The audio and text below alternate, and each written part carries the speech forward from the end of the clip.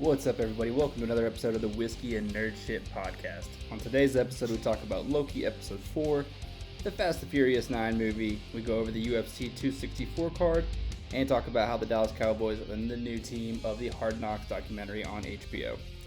Drinking-wise, we are drinking the Stellum Bourbon, Stellum Rye, and the Balcones True Blue Cask Strength. Thank you guys for listening, thank you guys for watching, and as always, drink whiskey, Hail Hydra. Whiskey and Nerd Podcast.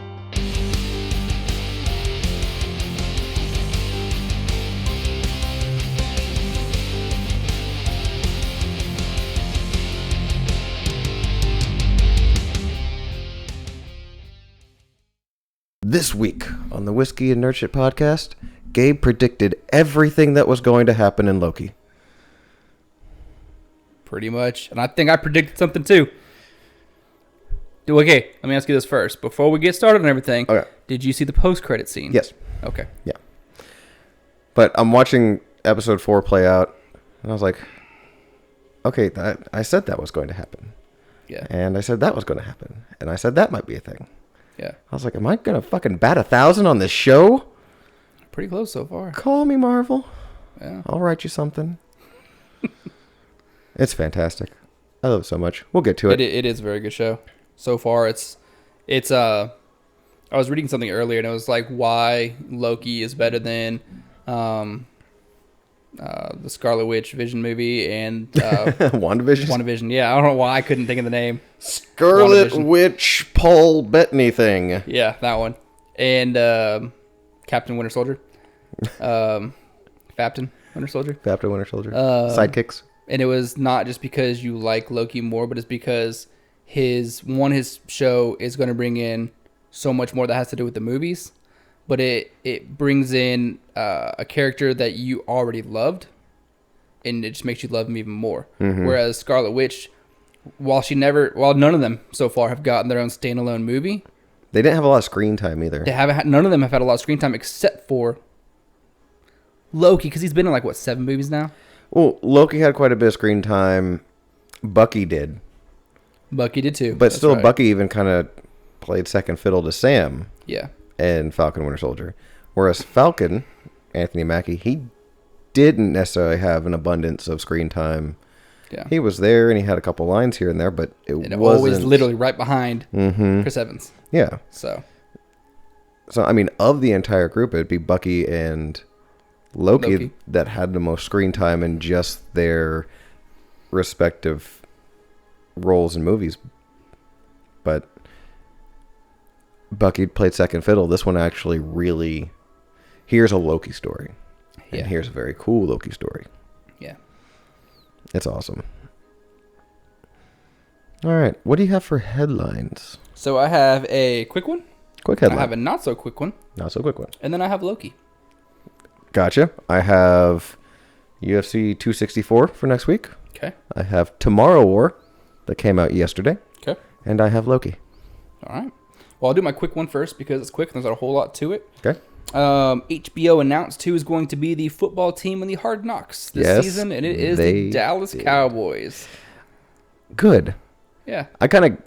You could have guessed. Okay, I'm trying to remember the kind of requirements. It's if you didn't make the playoffs in like the last 2 years or whatever it was, at least the year before, it has something to do with a draft pick and some other. Oh, you don't have a new head coach.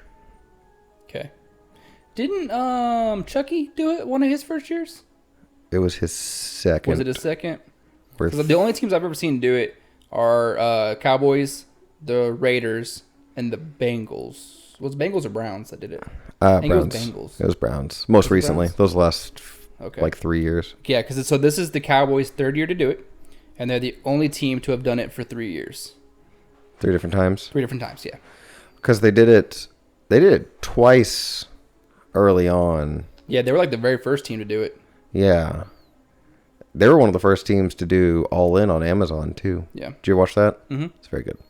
I like that. I mean, it's very similar to HBO. Yeah. You know what show I missed That's way off topic. They only did it 1 year, and it was, I can't remember the name of it, but Jesse... The Body Ventura. I wish. It was for the Dallas Cowboys. Okay. And they had Michael Irvin and someone else, and it was... Jesse Hawley. Jesse Hawley won it. They had wide receivers versus defensive backs. The comeback? I don't think it was comeback player? But they had it was basically, if you win this show, you get on the Dallas Cowboys. Yes, you get and to... you get a 1 year, $1 million contract. Mm-hmm. And Jesse Hawley won it, and he ended up... He played for the Cowboys for a couple years, and he was decent. He had one good play where he almost scored a touchdown in overtime. He got to the 4-yard line 19 times. And then acted like he won the Super Bowl. When he, was it a punt return? Mm-hmm. It was against the 49ers. It was the game where Tony Romo punctured his lung and had a collapsed lung, but still came out. Yeah. Because that dude was a badass. Yeah. But fourth and long. Fourth and long. That's what it was. Fourth and long. I want another one of those shows. For whatever reason, I loved that show. But yeah, Jesse Hawley won it. He played at the Cowboys for 3, maybe 4 years. Went to the Patriots for 2 years. And then disappeared from the face of the earth. Which, for wide receivers... He does radio. He's on the Fan. Oh, does he? Yeah. Okay. Usually on Saturdays. I don't know if he still is, but he was up to the last couple of years. And he would do Dallas Cowboys pre and or post show. Again, don't know if he still is. He might have stepped away from that because I haven't listened to radio in God knows how long. Yeah. But yeah, that's where he's been. He's been on the Fan for a while. All right. Good job, Jesse Hawley. Watch. Yeah, so. He's going to be the one narrating. Right. Hard Knocks. Yeah, so Cowboys, Hard Knocks this year. Which I'm excited because I'm really curious to see what McCarthy's mindset is. I'm not even necessarily interested in McCarthy. I'm more interested in Dan Quinn. That too. As a defensive coordinator. Not a head coach. Yeah. Defensive coordinator. And to see if he can hold off on the head coaching of a team. Or to see if he's still got it. No, he's a good defensive coordinator. Yeah, he's a great defensive coordinator. He's one of those coaches that you are a better coordinator than you are a head coach. Todd Bowles is a perfect example. Todd Bowles is a fantastic defensive coordinator. I mean, he whooped the shit out of the Kansas City Chiefs in the Super Bowl. Yeah. He was a terrible head coach with the Jets. You could tell there was no plan. Everything was all over the place. Even their defenses were garbage. Nothing worked. Yeah. I think Dan Quinn's similar. Now, Dan Quinn did go to the Super Bowl. Yeah.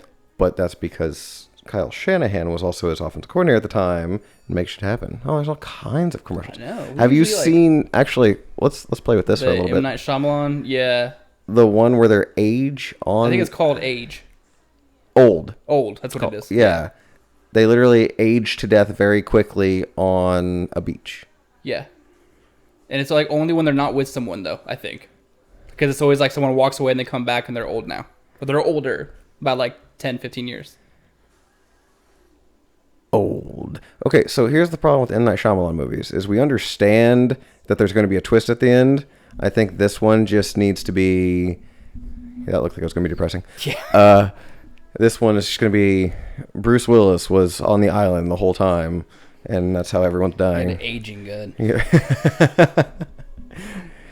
Oh, man. Yeah. So, Hard Knocks.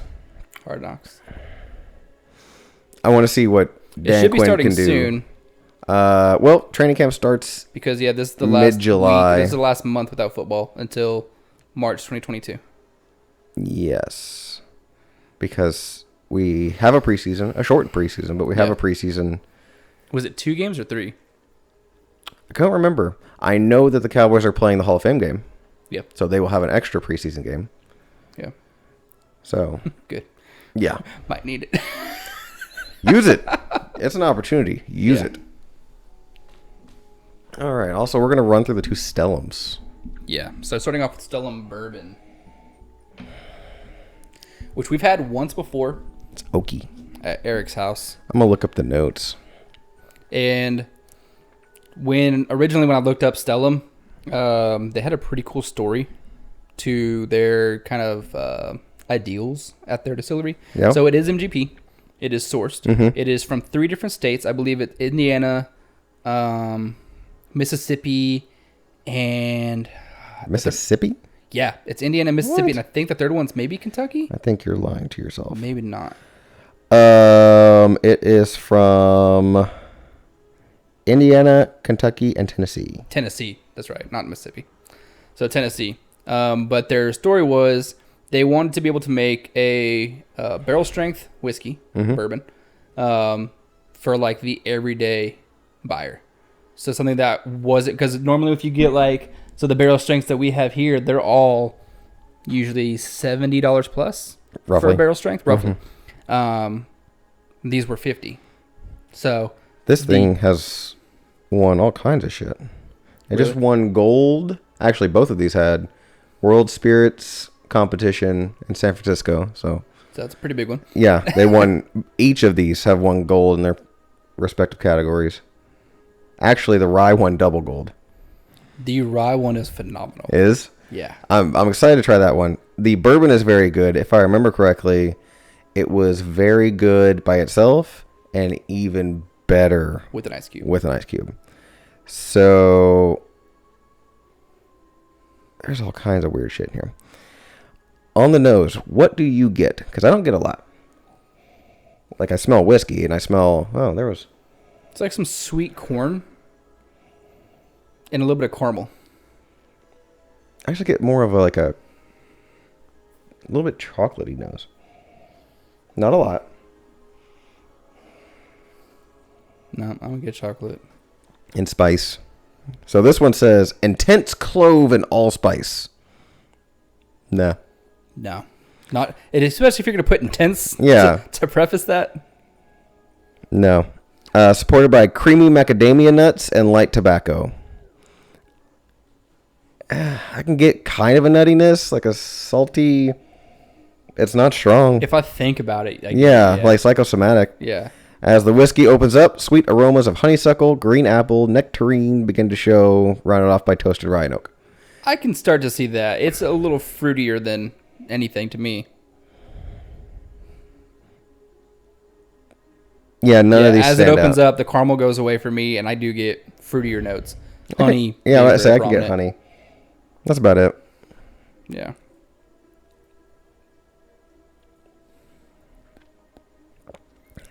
It's very good.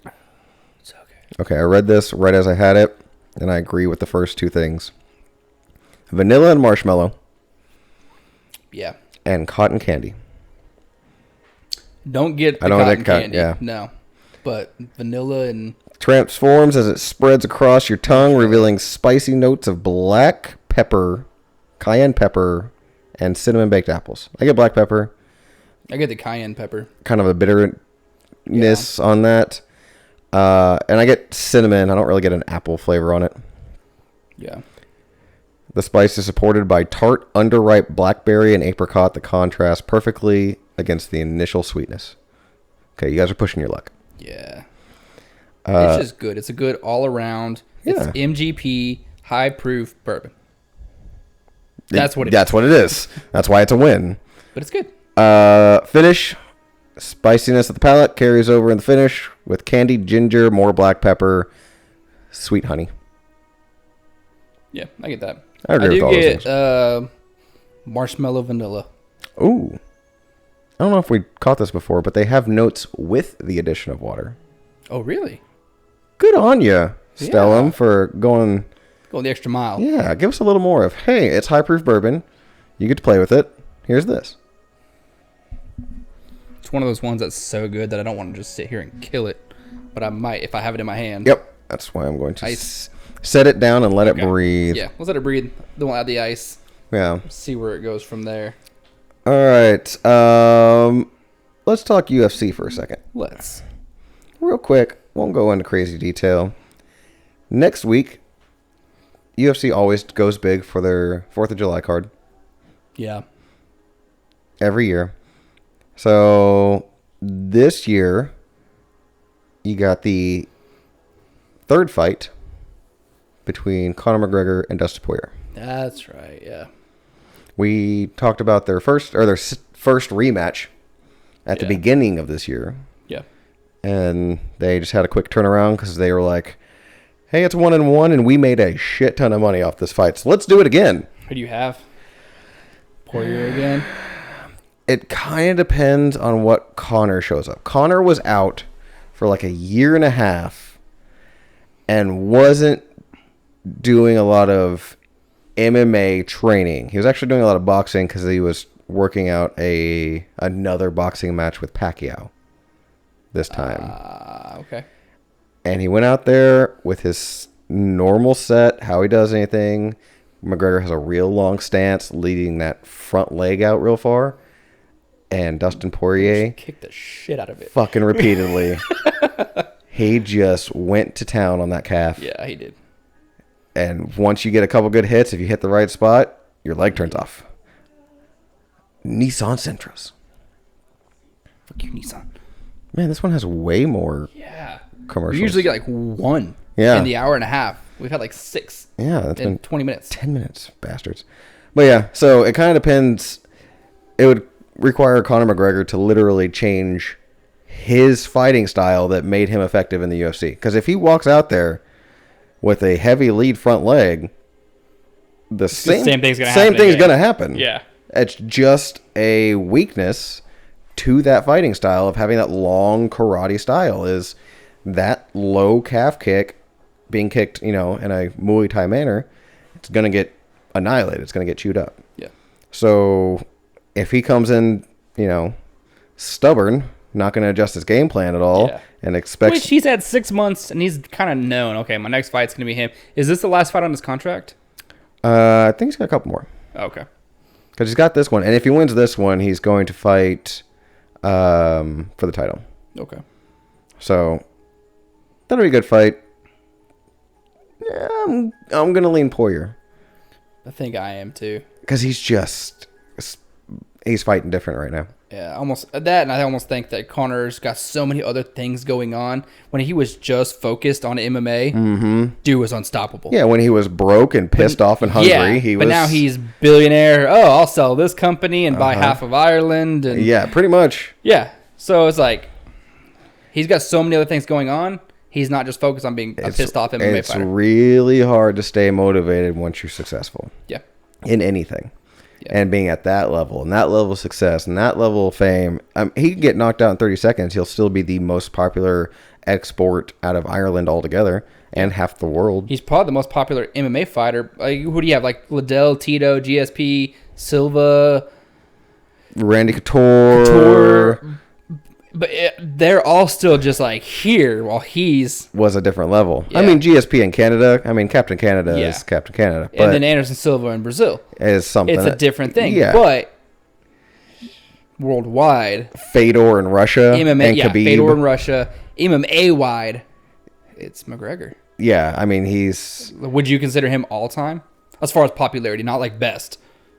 Popular. He definitely changed the kind of trajectory that MMA was on as far as popularity goes. I mean, MMA was growing, but that dude, Ronda Rousey, took it in a direction. That would be another good one. Yeah, she took it in a different direction, and I mean, it paid off in movies, it paid off in WWE, and she's now just living a farm life because she's loaded. And yeah, you can even kind of throw Lesnar's name into the hat. Lesnar. He was quick in and out. Yeah, but Lesnar changed it quite a bit. Yeah, dude left his name in there. He made an impression on the sport. Legitimately a champion at one point. So I'm going Poirier on that one. Okay. Next fight is Gilbert Burns coming off a knockout loss to the welterweight champion. Okay. Kamaru Usman. Fair. He just got knocked out, and he is going to fight Stephen Thompson, who I believe is ranked like number 5. Long karate guy. Co-main event? That's the co-main event. Very good one. Heavyweight bout on the card. Always favorites. Tai Tuivasa. Okay. Heavyweight, big guy, heavy hands. Fighting Greg Hardy. Finally made it to the UFC, huh? Oh, he's been there a while. Really? His professional record? Guess what his professional record is? Being in the UFC? Is he undefeated? No, he has 3 defeats. Most of the time, it's when he goes against someone who gets a hold of him, drags him down, and makes him tired. Gotcha. So he's been in the sport 3 years now? Roughly. 3, 4 2.5 years? 3 years. So I'm gonna throw out. You said he has 3 defeats. So I'm gonna throw out 14-3. No, 7-3. Oh, okay. So a professional record of 7-3, and he Does that count any of his super easy cards he was given, like local? No, he didn't have many because so Dana White started when they stopped doing the Ultimate Fighter for a while. Mm-hmm. He was doing a contender series, okay, where a fighter would come in and have an exhibition bout, and if they won, kind of like a tournament style, if they won, they'd get a couple fights in the UFC. Okay. Well, Greg Hardy went on that and just nuked everybody in a minute because he hits hard as fuck. Walked in and it wasn't, wow, this guy's got awesome boxing skills and heavy hands. It was a ball fight. Just straight up bar fight. He just walked you down and started just wailing on you. Yes. With hands the size of my head. And, I mean, he was a professional athlete his entire life. He was a defensive end. He is not a small guy. Which we know that adds. You can have no experience and still compete. Yes, because you're that athletic. You have that much power and explosiveness. It goes a long ways.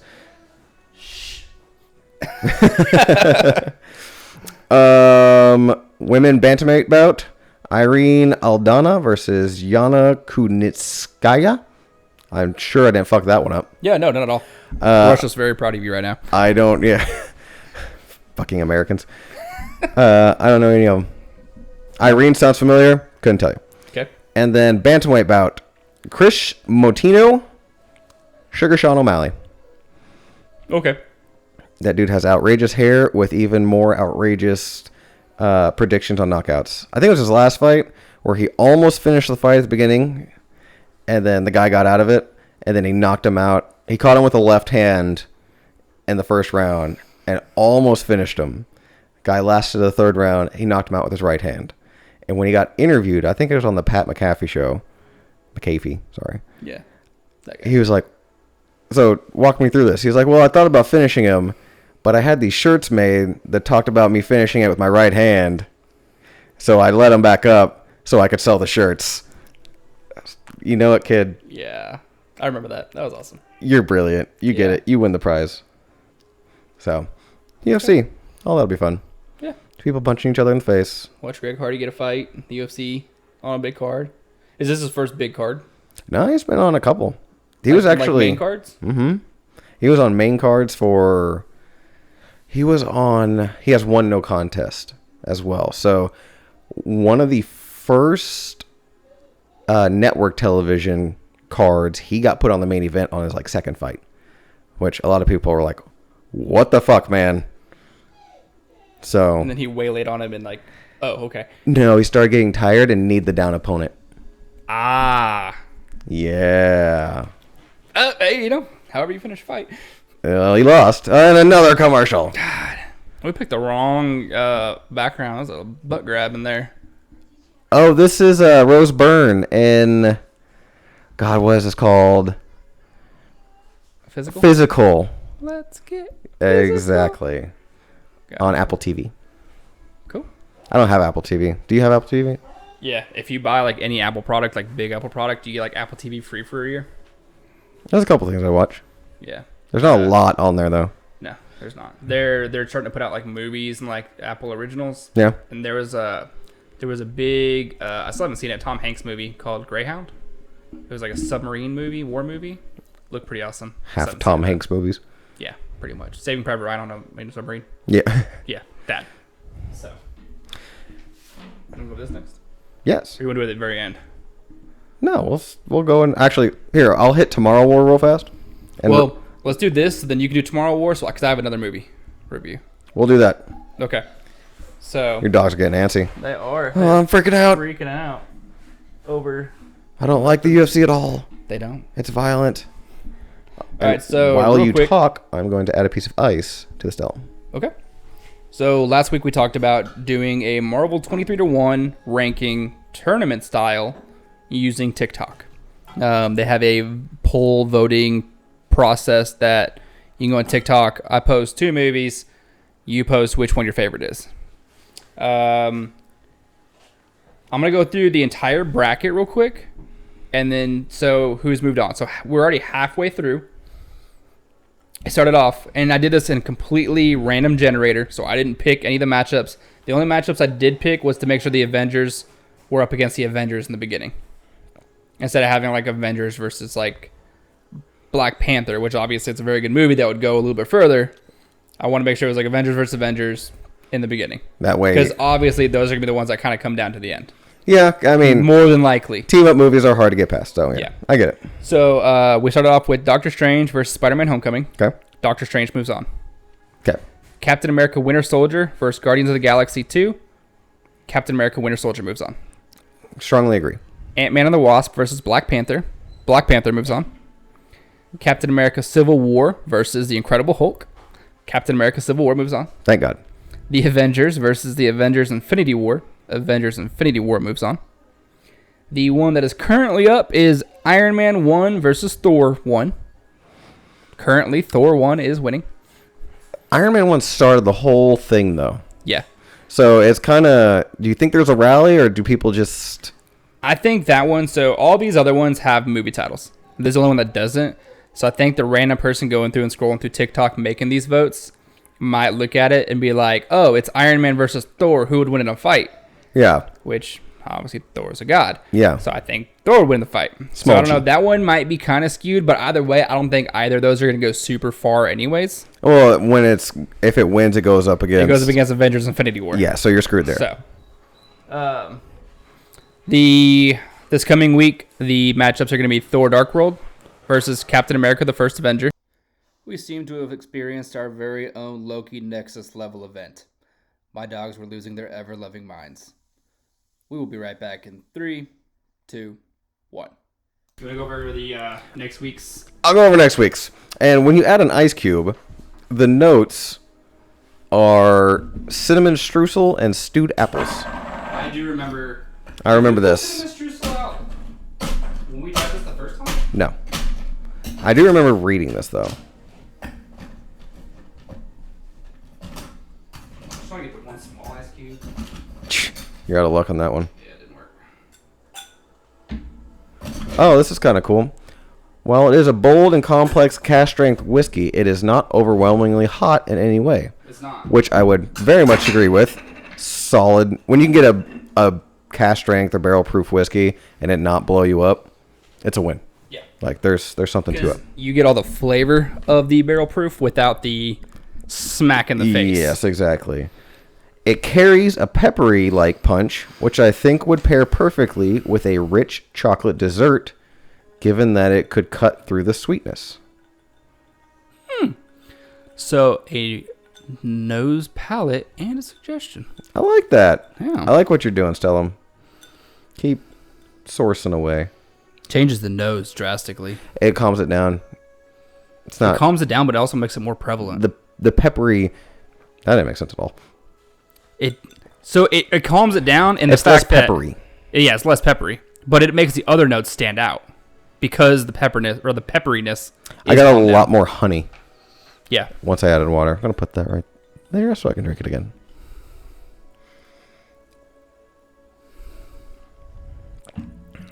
It's very oily. Yeah. It's very good. I do get the strudel. Kind of like It's the like sweet dessertiness to it. Yeah, a sweet dessert. A sweet pastry dessert. Yeah. Like a toaster strudel. Oh, It yeah. reminds me very much so of a toaster strudel. They have an apple cinnamon toaster strudel. Yeah. Yeah. That's Wicker chair. There we go. Yep. There's your wicker chair moment of the podcast. Okay. So the right side, next week, we have Thor Dark World versus Captain America 1 First Avenger. Which that was one that posted today. That posted today. Okay. So the way we're ranking these is they post and they get 2 days worth of voting. Okay. So exactly 48 hours, winners decided. So if there's ever a really close one, if at 48 hours it's tied, the very next vote wins. Interesting. Yeah. It's a lot of pressure. So far, the closest one has been Avengers versus Avengers Infinity War. I think it was 16-11. The biggest blowout was Captain America Civil War versus the Incredible Hulk. I think it was 33-6. So. Well, I mean, yeah. So Thor Dark World versus Captain America 1. My guess is Captain America 1 because Thor Dark World is just widely regarded as a miss. Yeah. Not bad, just a miss. Yeah. Ant-Man 1 versus Captain Marvel. Similar situation. Ant-Man 1 is widely written in another commercial. Widely thought of as a fantastic movie, especially Michael Pena. Yeah. Captain Marvel, other than the various fan people that like the pandering, saw as a miss.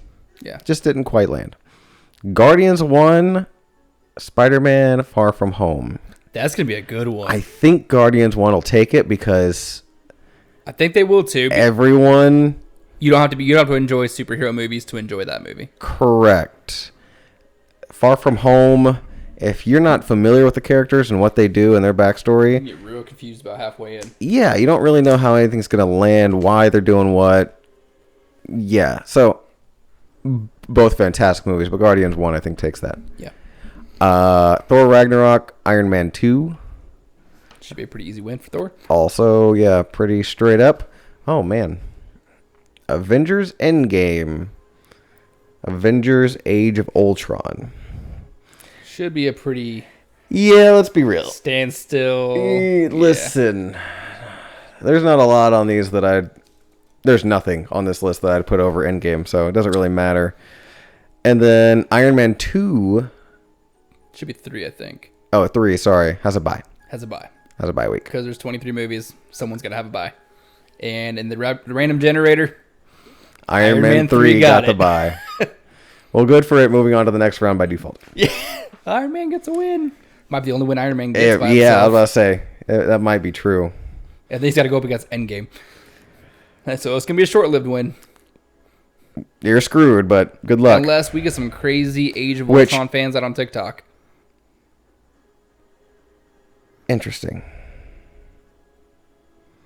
Yeah. No, never mind. It'll be good. Iron Man 3 screwed, but yeah. I'm looking at it. If they win, Endgame gets a bye. Yeah, Endgame will end up playing the winner of the winner between the first 4. Yeah. Yeah. So it knocks down and then comes across, yeah. Which makes sense. Which I'm really hoping, and I think I know what's going to happen. It's going to come down to Infinity War versus Endgame, but I really hope that's who it does come down to. Because in watching a lot of 23-1 rankings or listening to people's 23-1 podcasts, it's 50-50. It's not all Endgame. It's 50-50 Infinity War too. Because some people say Endgame was the fan movie. It was fan pandering, but it was a great movie. Infinity War was the better movie. I don't think I can argue that.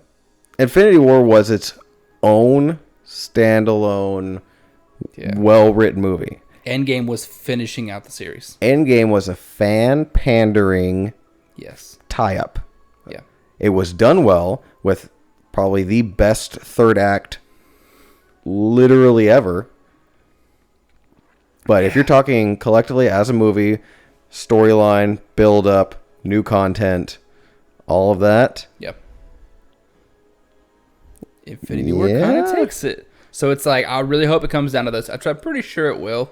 But I'm really hoping it comes down to those two. And I just want to see what TikTok decides. I unfortunately, it is. I think Endgame still takes it. Runs away. Yeah. So, right before I came here, I finished Tomorrow War. Okay. Chris Pratt. Yep. Based on the book. Yvonne Strahovski's in it. J.K. Simmons is in it. Oh, I love J.K. Simmons. You'll love him in this. He is jacked as all hell. Make that dude Omni-Man. Yeah. Oh, he is jacked as all hell. Giant white beard. Awesome. Plays the old military, like, badass veteran guy. Yep. Yeah. I can see that. Yeah. Without giving away too many spoilers on it. Aliens. There's a war against aliens 30 years in the future. Okay. They're running out of people to fight these aliens. The human race has dropped down to right about 500,000. We're at like 8 billion right now. Yeah. So a lot. A lot. Yeah. So they go into the past to start drafting humans to jump up. So it's time travel also. Time travel, yes. Gotcha. So they have to, Tomorrow War, future. Yeah. So they go in the past to start getting people from the past to start fighting the aliens in the future. You you get drafted, no matter who you are. They come and grab you. You're in. Yeah, like, hey, you qualify. Get in there. Yeah. And you're in the future for 1 week, 7 days. And the return rate is less than 20%. Fair. And Chris Pratt gets drafted to go and save the world. Awesome. Pretty much anyone, given like the kind of dialogue and personalities and who does what, it's really just plug and play on... Like anyone could have played any of the characters? Yeah. Other than J.K. Simmons, because he's awesome. Yeah. But Chris Pratt could have been anybody. I mean, he could have been Anthony Mackie, could have been Sebastian Stan, could have been Ryan Reynolds, he could have been Will Smith, he could have been Mark Wahlberg. They've all literally... As you named all those, I replayed the trailer. I'm like... You've seen that. Yeah, You've it could have been all of them, yeah. And the dialogue, I mean, Chris Pratt brings his personality to it. You're used to Star-Lord or... So you get the little comedy banter. And there's comedy bits and a couple guys that are actually comic relief that do a great job. It's kind of high-intensity movie, obviously. Yeah. If you pay close attention to everything they say in the first 15 to 20 minutes of the movie, so the movie's about 2 hours, 20 minutes. Okay. So if you pay close attention to everything everyone says, everybody, in the first 20 minutes of the movie, you can guess the rest of the movie. Yeah. And I did. I was like, okay, that's going to have to do with this, and this is going to be a thing, and this person's actually going to be this person, and that thing is going to be there. Nailed it. Okay. And credits. And credits. It was very entertaining. It's not a bad watch. Yeah. Predictable. It's one of those good action movies to have on in the background every once in a while, but otherwise you're going to watch it once and never again. Yeah, again, not bad. If it's on, USA, FX, or TBS, when you're scrolling through channels on a Sunday afternoon. In about 6 months. Yeah, you'll throw it on to have it on there. Because you're like, oh, yeah, I do remember this. You watch 15 minutes of it before you have to go to the grocery store or swap out your laundry. Yeah. But It's a Sunday afternoon movie. Yeah, just throwing it on. You're like, I just need something to put on so I can take a nap and not really care. Yeah. That's it. You know what's going to happen. Cool enough action to entertain you while you're there. Yeah. And the circumstance carries a lot of weight. And another commercial. They're like literally every 5 minutes. Yeah. We haven't had this kind of issue before. No. Oh my God. I guess because Loki's so new and popular right now, it's ad revenue, ad revenue, ad revenue, ad revenue. Legitimately. And back to Loki. Back to Loki. But yeah, watch it. It's good. You won't be disappointed you watch it. Yeah, I'm watching it tonight. Okay, watch it tonight. Take note of First 15 minutes. What everyone says. Okay. And everything. You know how we overanalyze literally every moment of every Marvel thing ever? Yeah. Because Mephisto? Mephisto. Do that in the first 15 minutes of this movie, and you'll connect all the dots on what they need to do, who does what. Done. Simple. Good to know. Easy to digest. The same as every non-theatrical release action war movie? Yeah. Pretty much. Yeah. Yeah. This one's got aliens and time travel. Exactly. And as you move on to the garbage movie I expect you to start talking about. Yeah. Oh, God. Hashtag family. Family. It was funny. I asked Piper. I was eating my bagel Rito this morning. Fucking bagel Rito. And okay. You told me about this before, and I'm gonna make you talk about it again. So explain the bagel Rito at Einstein Brothers Bagels, working for a sponsorship. We had to go drop Piper's car off to get an inspection, and I was like, all right, we got an hour to kill. Let's go get breakfast. So we're driving by, and we had the option of Fuzzy Tacos or Einstein Brothers. I haven't Einstein Brothers in a while. She's only had it once in her entire life. It's a good choice then. Let's have some Einstein Brothers. Einstein's great. So we walk in there, and I'm looking up because I usually get the same thing. I usually get like the Asiago cheese bagel with the bacon, egg, and cheese sandwich. Mm-hmm. Delicious. I get the chorizo, egg, and whatever the hell one. Yeah, the Southwest, whatever always the nuts. Good. It's good. So I'm sitting there, and I'm looking at that. I'm looking to see what she wants. I look over, and bagel Rito. I was like, the fuck is a bagel Rito? And so it's like pepperoni, turkey sausage, hash browns, green chilies, salsa, all wrapped up in just a giant bagel in the shape of a burrito.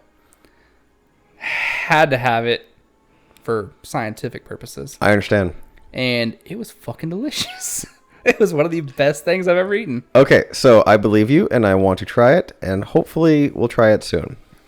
With that said, I am training for a jiu-jitsu tournament in about 6 weeks. And then 6 weeks to... No, about 2 months after that, we have a Spartan race. So as you start to train for that Spartan race...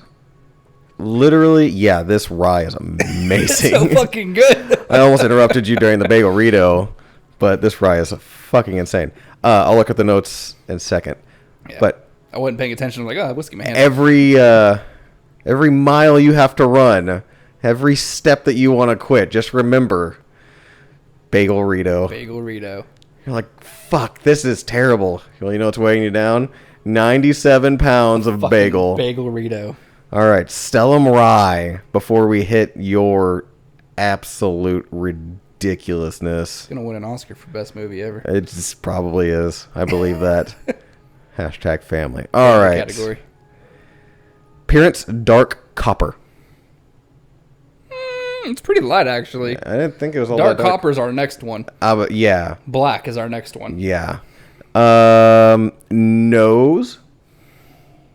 Okay, so I'll let you guess on the nose, and then I'll give you the notes. Smells good. Smells nice. That smell good. Little rye spice. Rye spice, a little bit of cinnamon. Cinnamon. Kind of sweet. It's like, I say, is that confection sugar? a little bit. It almost tastes like or smells like a cinnamon roll. With the icing. But I feel like there's a hearty note in there somewhere. There is something that kind of punches you in the nose. Something thicker. Like, I want to say bacon. It's not fucking bacon. But molasses?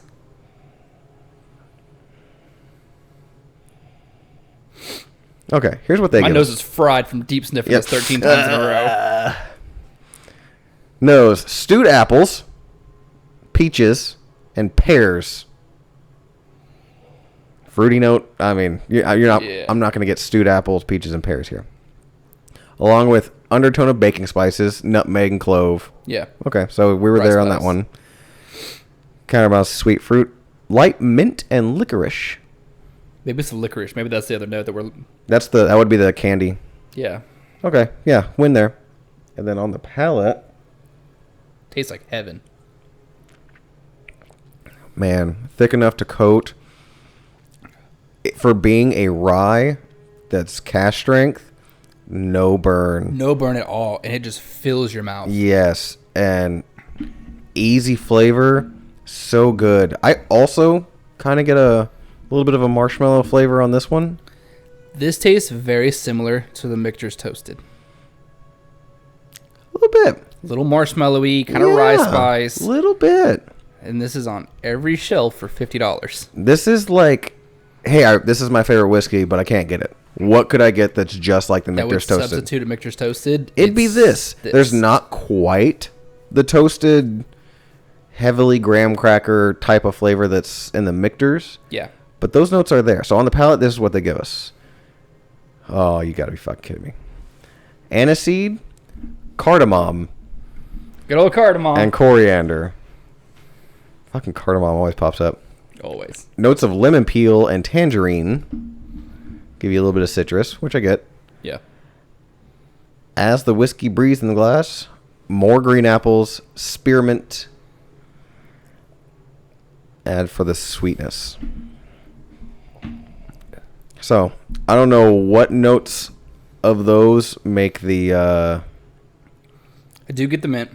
I don't get the, let's say, lemon and green apple.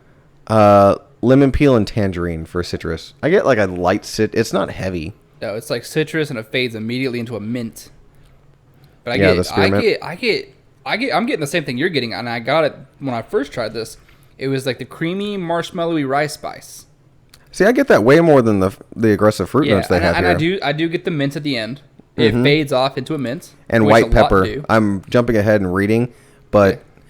finish stars anise, white pepper, and mint. So Yeah. white So, yeah, white very pepper and much mint so. White pepper mint. Yeah. fading into a honey sweetened jasmine green tea. That is really fun. Seriously? Honey sweetened jasmine green tea, and another commercial. Another commercial. Wow. We picked the Worst. So we gotta go like way back. We gotta like do Iron Man 1 on the next one. Yeah, pretty much. Shit. Okay, I'm gonna take one more sip of this and then set it down for a second while we talk about the best movie ever. Best movie ever. So while you finish that last sip, I have one word for you. Family. Family. Familia. So I'm going to start this by saying I'm actually a fan of the Fast and Furious movies. We They're all way make over mistakes. the top. They are very outlandish. They are very unbelievable. But it's the entertainment factor and the fact that I've been watching this. I think the first one came out in like, what, 04? Oh, no, 99. Yeah. Because with the 18-wheeler that they were robbing was carrying TV VCR combos. Yeah, DVD. It was VCR, TV, all-in-ones Because I in remember a box. when that movie first came out to buy, it Yeah. was one of the first DVDs Ever. that we got when we had just bought a Pioneer DVD DVD player player that was this fucking large for a disc that big. Yeah. Gone in 60 Seconds and Fast and Furious. You can see there was a theme in our household at the time. You guys like cars. Some of us. One of y'all. Yeah. Two. Yeah. Few of them did. But yeah. Gone in 60 Seconds, Fast and Furious. And there was one other movie, but I don't remember what it was. Yeah. Yeah. So, okay, so the series started when we were 10. Yep. We are now in our 30s. It's been going on that long. So, it's like, I know the movie's going to be bad. I know the movie's going to be entertaining, but so just unrealistic and outlandish that I'm going to be like, really? Yeah. Really? Ridiculous. Just Really? ridiculous. The entire movie. Ridiculous. That being said, 1 through 8, I'll actually sit down and enjoy. They're entertaining. They're kind of fun. I can appreciate them because everyone, as outlandish and crazy as they are, I'm like, oh, yeah, that's kind of cool. Is it totally unrealistic? I'm like, that was kind of cool. Have you watched Hobbs and Shaw?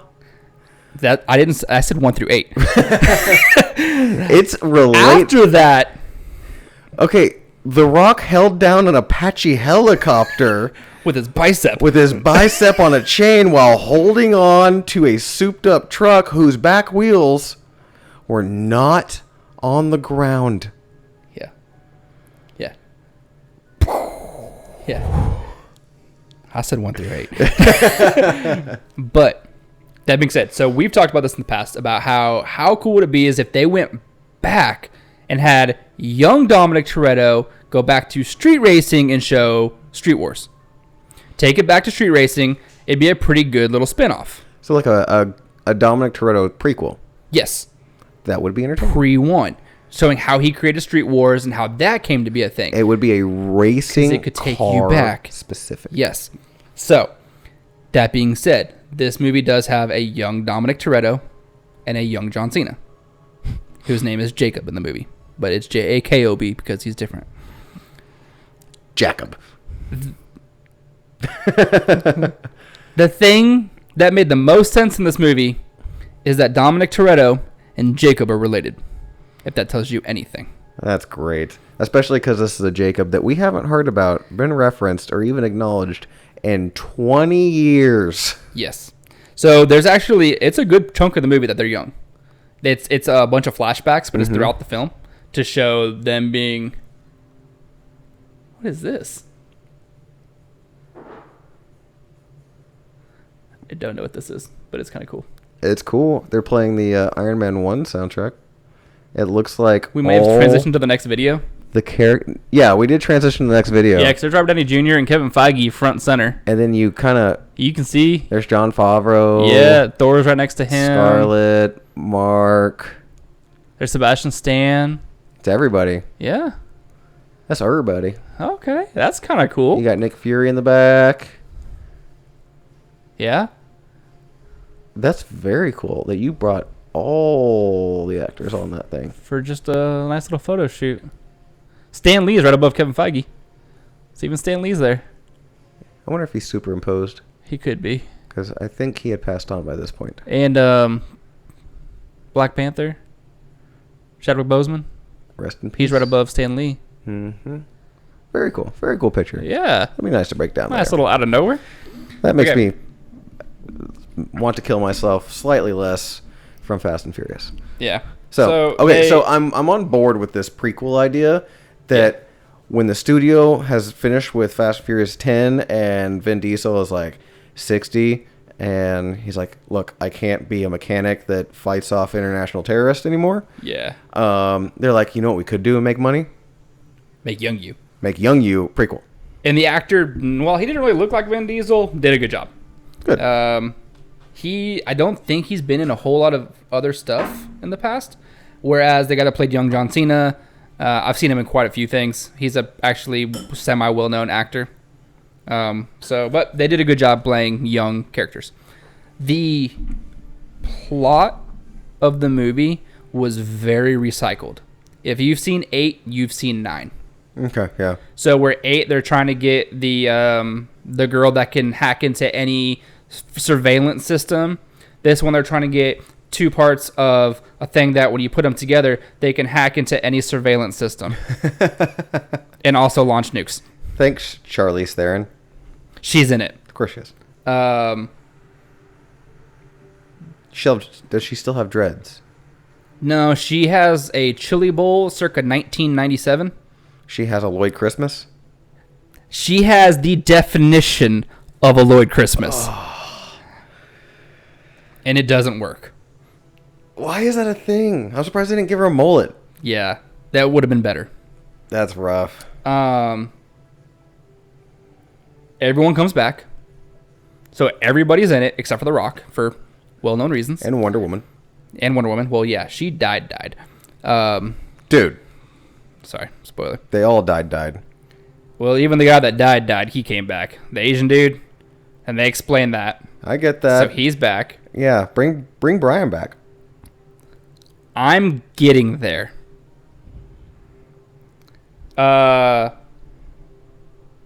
So did you say you're getting there? What the fuck? Yes. Okay. So, couple things. 1, it missed for me. For me, being a fan of 1 through 8, 9 it was recycled. They did start poking fun of themselves because there is a scene where Tyrese takes on an entire army by himself and wins. They're in, I think, like Bolivia or something like that, and he gets separated from everybody. He's laying down on a dead guy that he just killed by like tackling him through like a bunch of concrete. Of course. Picks up his AK-47, is surrounded, and starts spinning and wildly shooting. Me playing Call of Duty. Yes. Okay. Killing everybody, and then looking through his jacket, and there's a bunch of holes, but he never got shot. So the entire movie, he's trying to convince everyone, hey, I think we're invincible. He goes, you've seen what we've done in our lives. Not a scratch. And he pokes fun at that throughout the entire film. At least there's that. To where they're all kind of starting to realize, like, hey, yeah, we're doing some pretty crazy stuff and no one ever gets hurt. We should put that out there. At what point do we get to space? Yes. Well, they do. It's dramatic and retarded. I need an ice cube. This thing is fantastic with an ice cube. Holy shit. It might be better with an ice cube. Oh, ice cubes are starting to melt together. Yeah, it's kind of a pain in the butt. And you kind of have to drink this fast because it waters down super quickly because they're in Glencairns. Yeah. Yes, we put ice cubes in Glencairns. Fuck you. We're fancy. Yeah. So, in a second, we're about to add Mountain Dew. Code Red. Jordana Brewster comes back, who is Brian O'Connor's wife, baby mama. And the question comes up. And the best looking one in the entire cast. Yes. The question comes up, where's Brian? And her comment essentially is, someone had to babysit. It's good dialogue to not say. Good dialogue. But, so, before I say this, I'll say at the end they do leave off. There's going to be a 10th. Jason Statham comes back. Still not Dwayne, though. No signs of Dwayne. Yeah. No mention of Hobbs. No nothing. No, he might as well have we have moved disappeared. On. Yeah. But it ends with a barbecue. Like they all do. Don't they all? And a blue Skyline drives up to the house.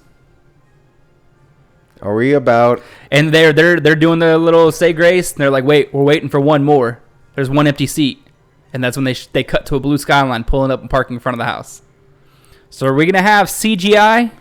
Yeah, are we about to Princess Leia this shit? But yeah, Are we so about that to was have General that was Tarkin? how it ends.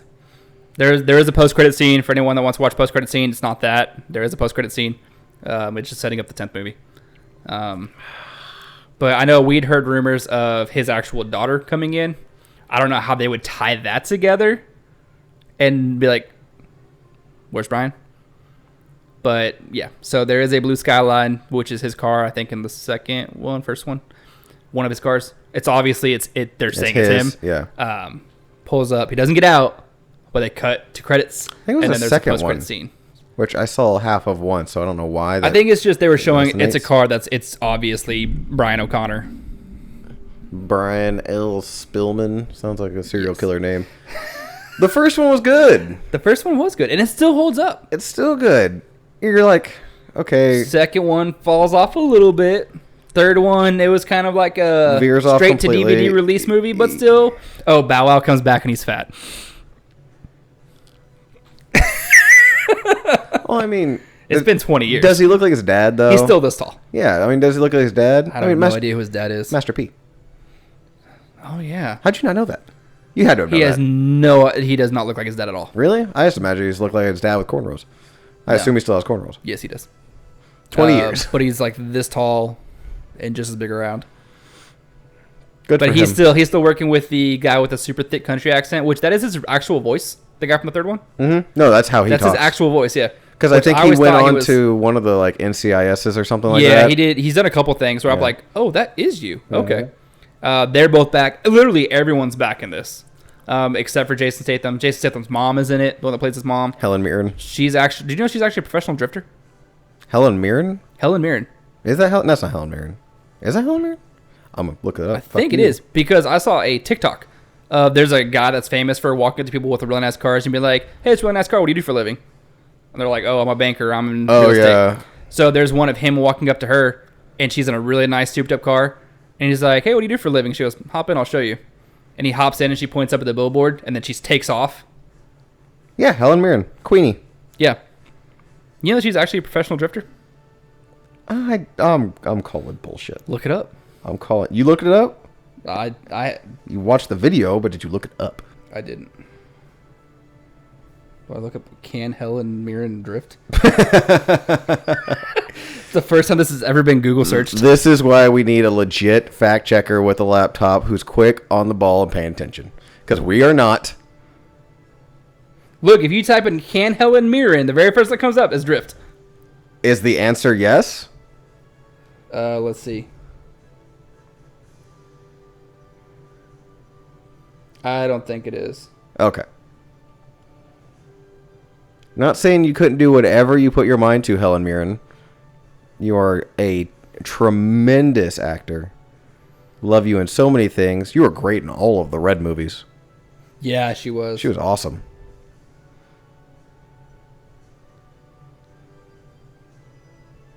No luck. No breakdown there. She was ecstatic to drive a supercar, so I don't think she's ever drifted before. Okay. But she did get to drive the supercar, which was a dream come true. Well, good for her. Did she go to space? She does not. Tyrese and Ludacris go to space. And who's surprised by that one? In submarine outfits. In a Ford Fiero. And who's With a rocket strapped to the back of it. surprised by that one? And they have a lot of, I told you we were invincible moments. Because they launch it through a satellite. It makes sense. And live. And then dock it to the International Space Station. They drive a car in space. Yeah. Man. Yeah. What the shit? Putting all the parts together, like I could see where they're going. Like I said, I'm a fan of the other movies for their entertainment purposes only. They're not good, but they're entertaining. This one just missed, and my God, they said it's for family or because of family or protect the family. Literally, I didn't count, but I know it was over 15 times. Ooh, drinking game. Okay. People out in the interwebs. choose your beverage. Watch Fast 9. Take a drink every time They mention family. they say the word family. Please do this responsibly. Don't die. Yeah, do this on a night where you're not doing anything else. Yeah, also don't do it on like a Tuesday. Go to work the next day. Come on, be responsible. But do it for science. Do it on Friday. Get some friends together. Have some good times with it. But shit. Come on, man. I don't know. It's super creamy with an ice cube. It's amazing. I feel like I like it better without ice. I don't Maybe know. maybe mine's too watered down now at this point. It is. That's my problem now. I'm about to just shoot the rest of it because it's tampered with. But in a rocks glass, a good 2-ounce pour with a cube or two, smaller cubes. Yeah. Yeah. We have nothing but these big cubes. Yeah. Mine's already completely melted. So. Yeah, mine's still holding on, but that thing's so pale. Yeah.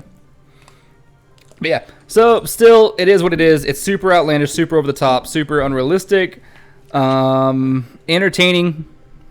There's a lot of moments, like a lot of them. Especially in the beginning. I remember they kind of calm down a little bit at the end. They lost me when they brought in The Rock, and The Rock is driving this road fucking urban tank because why not? Yeah. Chasing down what is essentially a high performance Formula 1 vehicle And keeping up.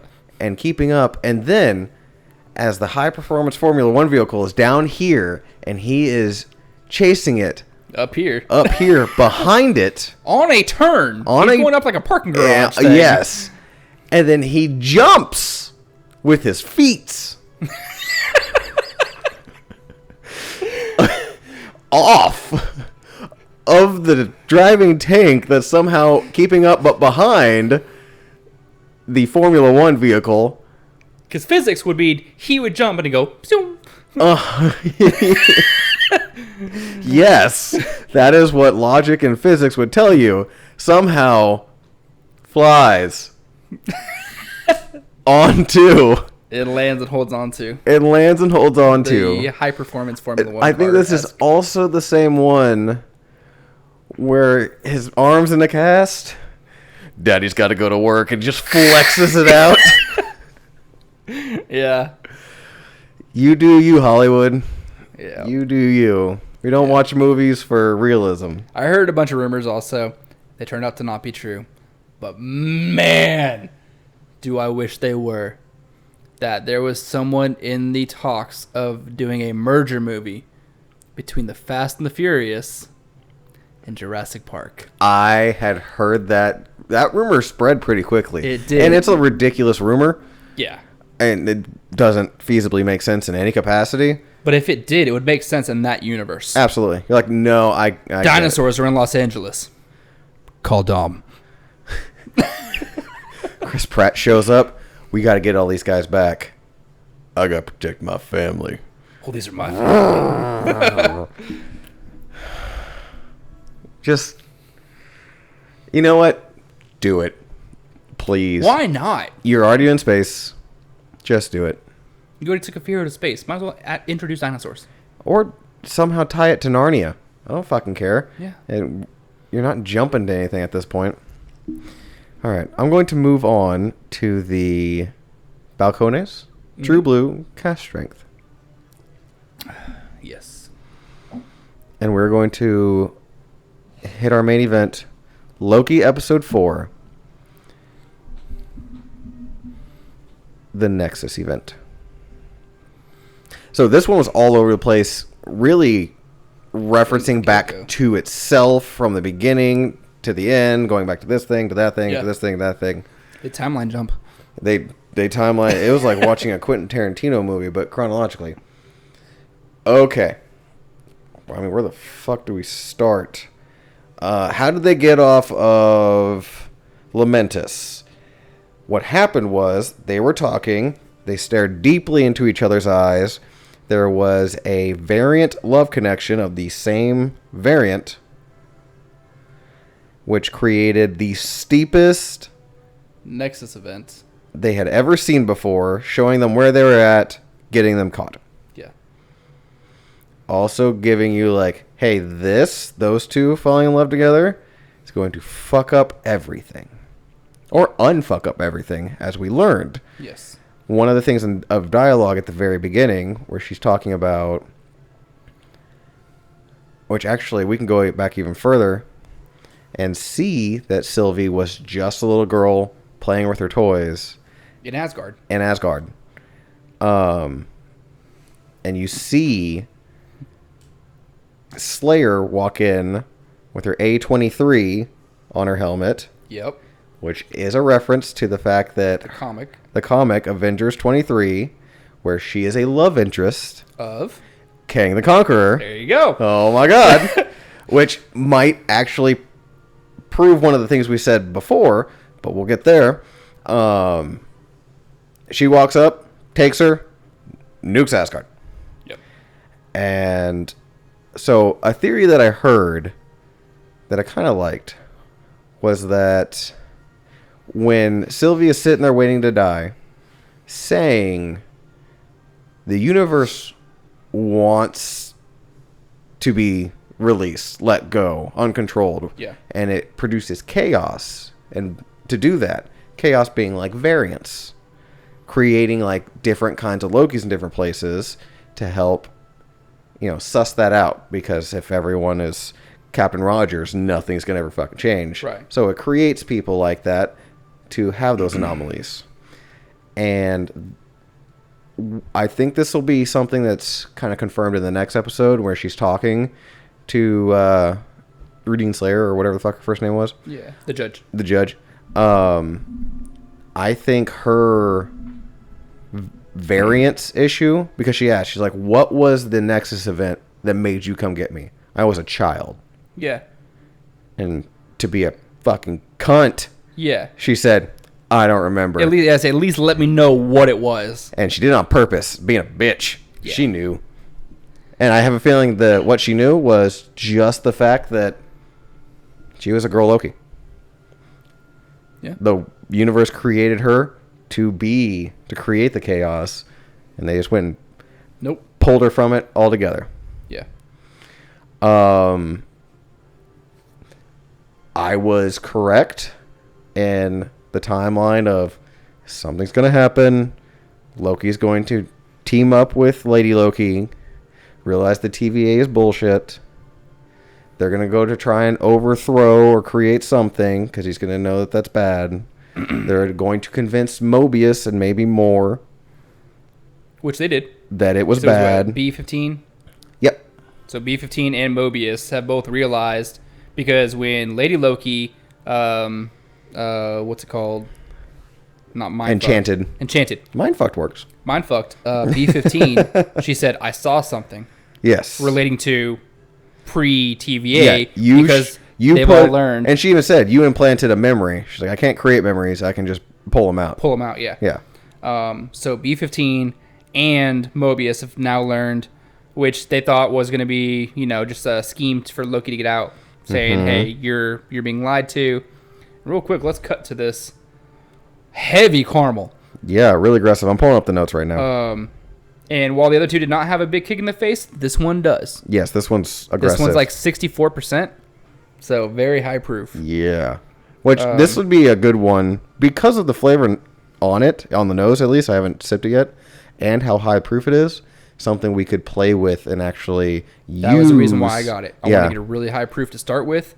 That and the Stag, I think, are going to be very good ones. Yeah, we can really dial in our preferred proof. The Stag and the Iron Root. Yeah. All of which have very similar flavor profiles. Noses and flavors. So this one's a little all over the place with the palate. It starts off caramely and then just kind of... The nose is very heavy, brown sugar and caramel. Yeah. Okay. Buttered toast, which I kind of get. Yeah. Grapefruit pith. You lost me. Overripe banana, which I don't get. Maybe now that you've said it. Psychosomatically, yes. Yes. Fresh cut bell pepper, no. Corn oil, no. Candied pecan. You could throw that in there, yeah. Or you can do candied pecan or brown sugar. I mean, they're like right there with each other. Yeah. Forest floor, nailed it. You know what I was thinking? I was like camping. I've sniffed a lot of forest floor in my day. I just go out there and just... cinnamon and sweet oak. That's on the nose. Do get those, yeah. Yes. So, whoo, that one was bold. Not bad. Kind of a rough finish on the heavily oak finish. Heavy oak. You get caramel. The nose is the palate. It carries over. Ooh, it finishes very tobacco-y.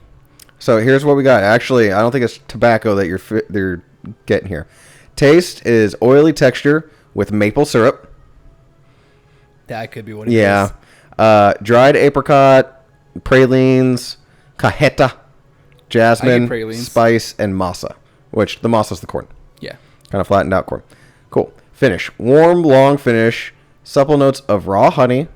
The sweetness. A coffee cake, which is a little bit of a bitterness there. That's what it is. It's the coffee cake. No. Coffee cake and dried chilies.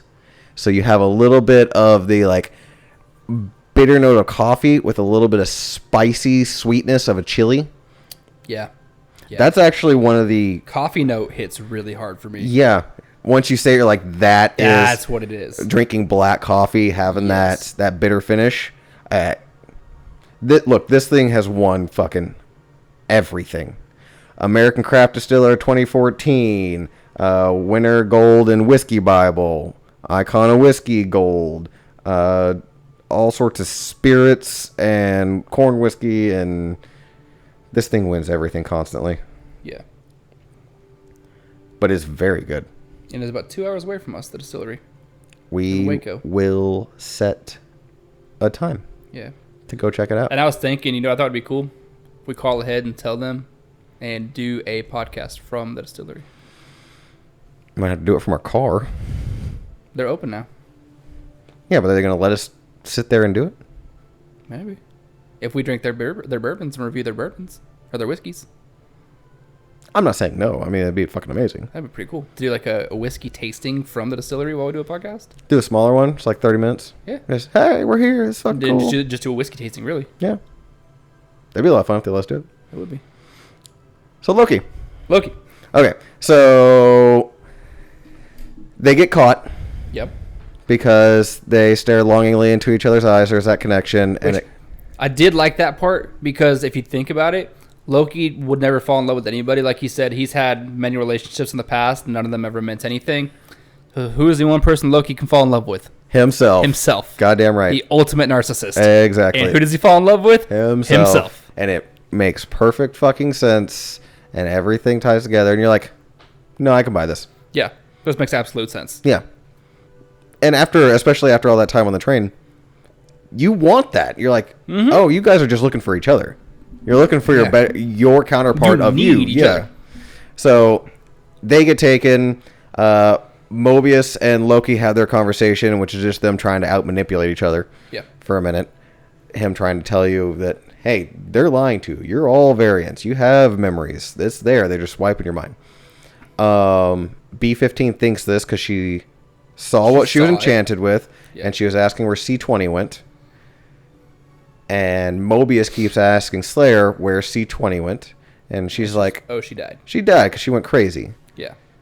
You can tell right away that he's not trusting something, which is cool. I mean, Owen Wilson plays that whole... Okay. Sure. All right. No, I got you. It's fine. I'm going to go do this other thing, though. But it's cool. Yeah. Grabs the little... Swaps out the little wrist pad thing. Yeah. And sees that... Slayer shut down the interview where she was like, I have a home, motherfuckers. Yeah. I've been there. I like margaritas. And fuck y'all. Yeah. Yeah. So I heard something where she's like, oh, and we see that C-20 or whatever the fuck was born in 1979. I don't know where we saw that, but sure. So that whole breakdown creates more and more mistrust. B-15 breaks, and now we're on the way. And the timekeepers. I'm jumping around, but we're on the way to the timekeepers. Yes. That we immediately find out are fucking robots. Yes. They are no better than the animatronics at Chuck E. Cheese. Absolutely. They're the Chuck E. Cheese Wizard of Oz bullshit. So B-15 and Mobius both turn on the TVA at this point. B-15 throws in a sword and then vanishes. Well, she got knocked out. Was there a thing outside? Fat kid just rode by on a skateboard. Good for him. Stay active. Get some vitamin D. So Okay, so Loki got put in a jail. Yes. In a time loop prison by Mobius. With Lady Civ. Yes, kicking him in the balls over and over and over again, telling him that he is destined to be alone. Yes. As he's realizing that, no, I'm not. I have my person. Which hits one of my guesses from the beginning was this whole show is going to be about redemption. Mm-hmm. And that was his moment of realizing, yes, I was a piece of shit. I'm sorry. I thought it was going to be funny. I see it's not funny.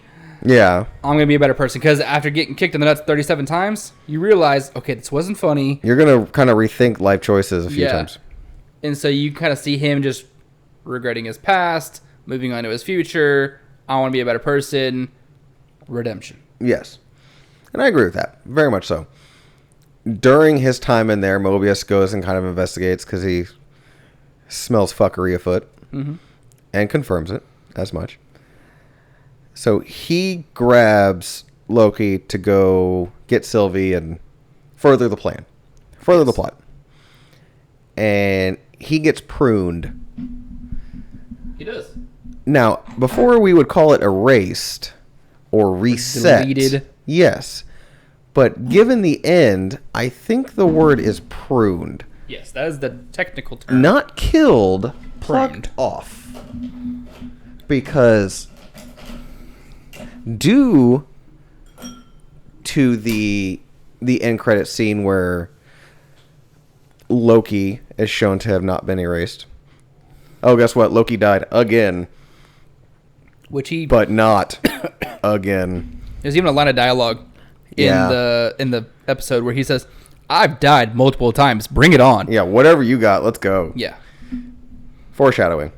Yes. I mean, there's one right after that. After they find out the robots are... Oh, I'm sorry, the timekeepers are robots.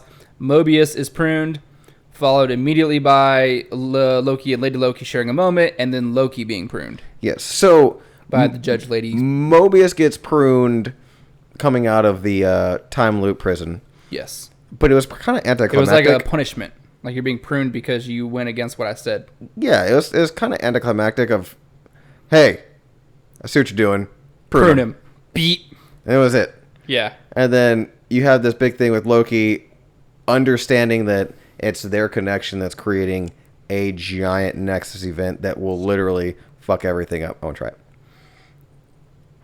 I tried the first sip a little too soon before the ice had really had a chance to open up. I did not. Yeah, the second sip was so much better. Rocks glass with probably 2 cubes. Or one big ball cube. Ooh, ball cube. Big ball cube slowly melting. Yeah, keep it cold. Yeah. Got to play with your whiskey, man. You do.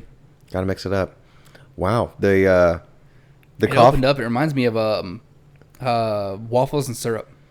On the front. Yeah. But the back end stays maybe even more, and I say this in a good way, bitter from the coffee cake, coffee dryness, and the chilies. Yeah. But it's chilled. It's toned so much down. That bite is almost gone. Yeah.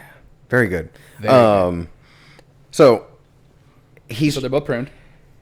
Well, Loki is trying to explain and say the L word, essentially. Talking about trying to describe his feelings and the magnitude of that. And he gets pruned. And you're like, oh, fuck, Loki just died. He was trying to prove that his love was like a dagger. It was like a dagger. Weapon to be used. Yeah. This thing is nothing but heaping piles of foreshadowing. Fuck. So he gets pruned. You're like, oh, fuck, Loki died again. And then Sylvie corners Slayer, and she's like, kill me. Do it. Yeah. She's like, no, you're going to tell me everything. So I think episode 5 is going to be Slayer's backstory, which will introduce the main villain. Timekeeper. Main timekeeper villain. So we had a theory. I can't remember if it was actually you, me, Chris, one of us talking, that there's not actually 3 space lizards. That's actually one person controlling everything. Everything. Yeah. Now, Kang would make sense. Yes. And Kang would make sense because we also know that he's probably going into Quantum Mania. He's already confirmed for that. He's confirmed and cast. Yeah. So we know Kang is a character in the MCU now. And we know Slayer has is a love interest in the comics. Yes, of Kang Kang. the Conqueror. Yes. I mean, if you don't, you know what? Timekeeper's Mephisto. Timekeeper could be Mephisto, or Timekeeper could be Kang in an alternate timeline, to where it's not going to be the Kang from Ant-Man Quantumania. It could be a different timeline Kang. No, I'm calling same one, and not only same one. Same actor. Same actor, same everything. Okay. We're not going to see him until the end of the 6th episode in a post-credit, mid-credit scene like we just got. Kind of like we saw Thanos at the end of Avengers. Yeah, where he just looks over and smiles. It was a weird purple blob. Yeah. We haven't had a video going in a while. That's okay. We haven't had a commercial going in a while either. Good point. Enjoy the Ferris wheel, guys. Enjoy the Ferris wheel. I think you'll get post-credit glimpse, but you'll understand his situation going into Quantumania. Yep. Where he's hiding, what's going on, who's doing what. It's a lot of information in 2 episodes, though. Do you think that Kang... okay, so say it is Kang. Okay. Do you think Kang the Conqueror being the bad guy in Loki episode 4, 5, 6, 7? 6? That's right, not 7. Would explain the theory of the TVA being in the quantum realm? Since it's going to be Ant-Man Quantumania? No, because I never bought into the concept that they are in the quantum realm. I think he uses the quantum realm to control time. Like we actually talked about travel through time. We talked about it last week. Like he has because again he's from the extended future, so he has a better concept of time travel and how it all works. That Tony Stark tried to piece together in his fucking dining room. This guy knows how to jump in and out of the quantum realm through just cubes to go where he needs to go, to do exactly what they were doing in Endgame, but more efficiently, because he has the technology that they didn't before. I think Quantumania is going to be the use of that, a place where he can hide, a place where he can use to jump, and the mania is the constantly running through the quantum realm, time jumping and chasing each other. Yeah. I can see that. I don't think we'll see any Quantum Realm-esque in Loki. No. It'll be a lot more prevalent in Quantumania, yes. Obviously. Yeah. I've talked myself into that one now. Okay.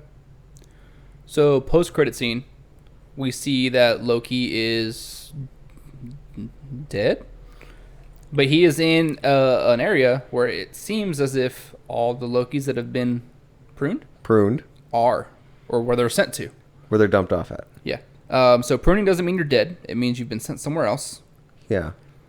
So again, one of my theories that I had episode, I think 1 or 2, Loki army. We saw many Lokis. We saw like 6 Lokis. I don't know if you saw the crocodile Loki. I saw the crocodile Loki. Okay. I really enjoyed the old Loki and the comic book attire with the green and yellow shorts. Yes. Yeah, so throwbacks. Mm-hmm. So we could possibly have a Loki army going to save Lady Loki. Bahamas. And in the Bahamas. Or Bahamas. Other Bahamas. Shark Week. So crazy. Just as I was making my notes, I thought of this. I was thinking of all the Lokis, and I saw all the Lokis. I was kind of looking at all the human Lokis, and then right before the end credits ended, I looked down and saw a crocodile Loki. Do you remember in Avengers 1 when they're all meeting on the helicarrier for the first time, and Thor's like, "You guys have so and so's?" He's like, "What?" He's like, "You big scaly things with the horns." Yeah. I was like, "Is that?" It was a big scaly thing with horns. It could be. Oh, you don't have those? You don't have those? Well, they're hideous. No, what are they? They're hideous. Big, scaly, have horns. No, we don't have those. It probably means nothing. It was a complete random thought when I was eating my bagel Rito. I was like, was that thing? It was big and scaly and had horns.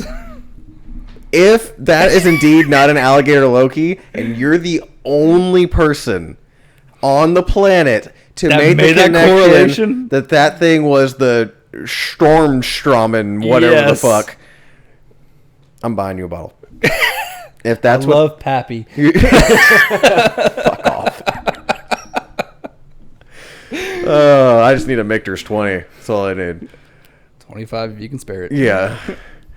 Not trying to put you out or anything. Fuck, that's funny. But Oh God, I'm gonna have to go back and watch Avengers 1 to see what the word is. But Yeah. if we can narrow down what Stromstrommel, if that's in fact what it is.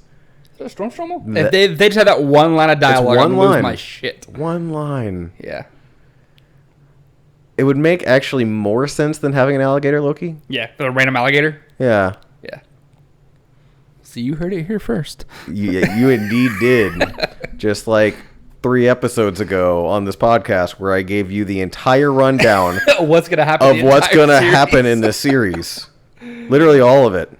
So I even have post-credit scene with all the Lokis. Loki Army, question mark, Loki Crocodile, Thor, Avengers 1. I even told you it's going to be Lady Loki long before. I was like, it's going to be her. She's going to have a different name, but it's going to be Loki, and she's going to be a girl. Yeah. Hence the gender fluid thing, and this is what this means. And motherfuckers, I even said the gum was going to matter. Yeah. I said the gum was going to matter. I was listening to a Loki podcast on my way home from Austin yesterday. Yep. And they were talking about how people were upset about the gender fluidity of Loki. And just to further that, Loki is royalty. He is a female variation, and he is owned by Disney. Loki is a Disney princess. Yes, accurate. Loki's That's a Disney my case. princess. You guys are so bad at being your own Disney princesses. We got to send a guy to do that too. Yep. It's bad enough you and couldn't. at the same time, the best one at it. So True shit. It was bad enough we had to send 2 guys to go be Woman of the Year. and in the Olympics. And in the Olympics.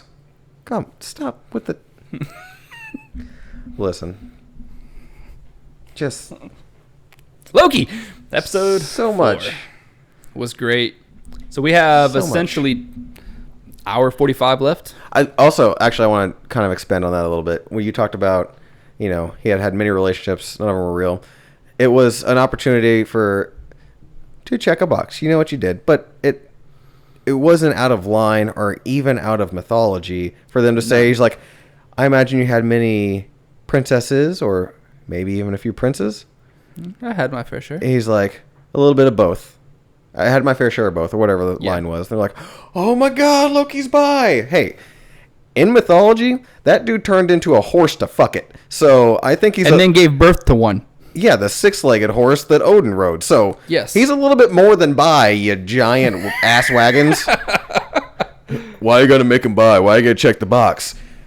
Just be happy he didn't fuck a horse, okay? Yeah, that could be in the next couple episodes. I hope it is. Fuck y'all. I hope that's how he escapes the TVAs. All of you that cared about that, I hope he turns into a horse. Baby 6-legged horse. Yeah, I hope he turns into a horse. Hey, guess what? Fenrir, the giant wolf that's in Ragnarok, in mythology, is actually the child of Loki. So, fuck off. Yeah, there's a whole series on Loki's children. Yes. Yeah, and it's actual Norse mythology. Legitimate. It's not just comic books. Yeah. They put the mythology into the comic book. Yeah. Yeah.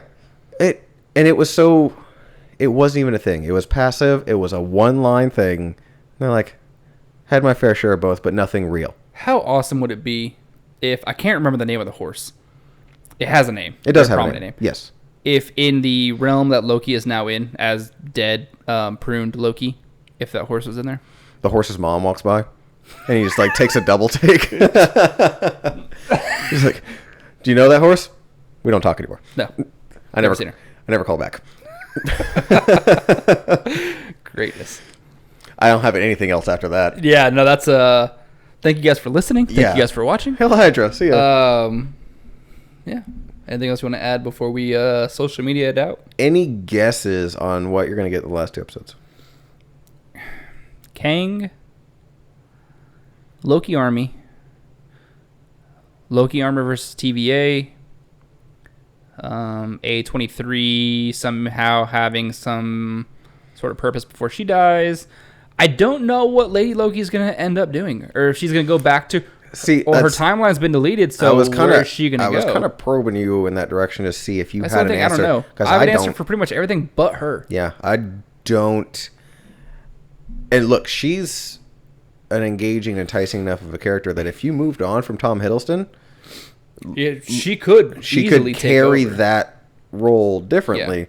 And that is not me trying to get rid of Tom Hiddleston. He is tremendous, fantastic, and we love him to death. But let's be honest, they're not going to play the same character forever and ever. Everyone bows out. Yes. And if you want to keep some version of that character rolling, just like Chris Hemsworth isn't going to be Thor anymore, they're bringing Jane Foster in to be Thor like they did in the comic. Yeah. Robert Downey Jr. wasn't going to be Iron Man anymore. They're probably going to bring in Riri Williams. Ironheart. Through Ironheart. No, Iron Wars. Yeah. So, that being said, I did see a correlation video. They were interviewing Tom Hiddleston. They said, "What'd you do on your birthday?" Because he turned, I think, 40 or something like that. Something around there, yeah. And they said, "What'd you do on your birthday?" And he goes, "Funny enough, I was filming Loki, or I was Loki on my birthday." His birthday, the video explained it very well. His birthday was like in March. Mm-hmm. So they looked up when filming ended for the Loki series. It ended in December. He was Loki in March. What so else he's was going to be Loki filming somewhere else? Well, what other Asgardian-based movie was being filmed that just wrapped up in the last couple months? Yes. So it's very possible he's in Thor Ragnarok, but it's also possible... Love and Thunder. Love and Thunder. It's also very possible that he could have been maybe finishing up his What If.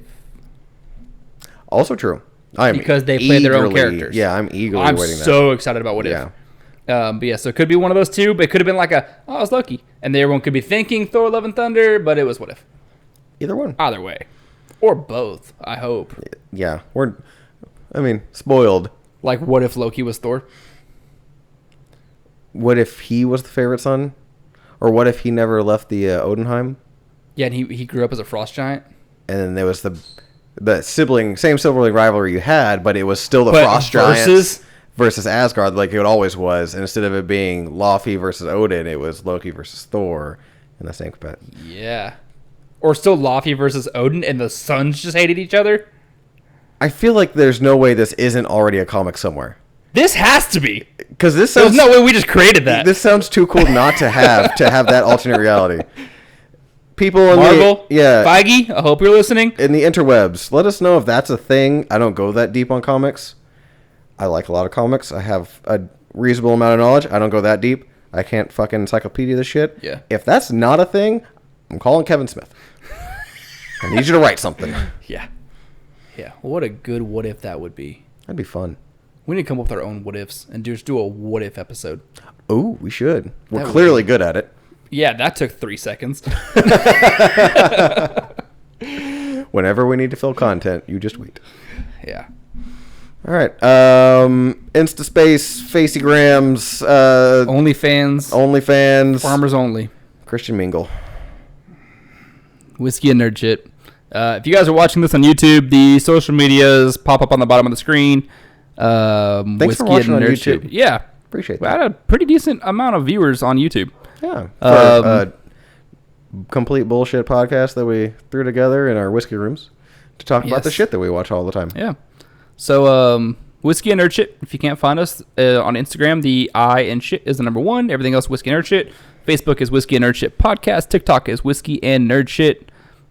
I don't think that's podcast. I think it's Whiskey and Nerd Shit.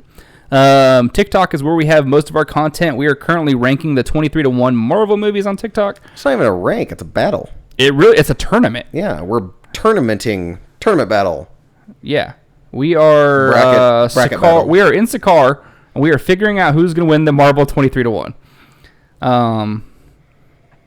Yeah, we have Whiskey Nerd Shit Shorts on TikTok and Instagram where we do just bourbon tastings, bourbon reviews, rankings.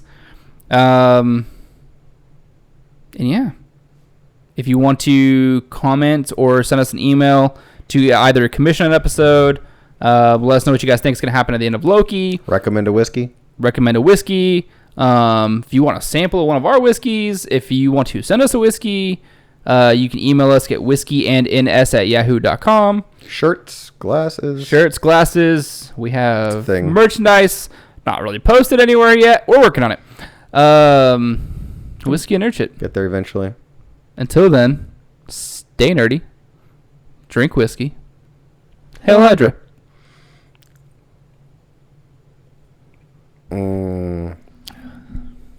Even Ice watered makes that one down, a lot better. even watered down, it still held very nice.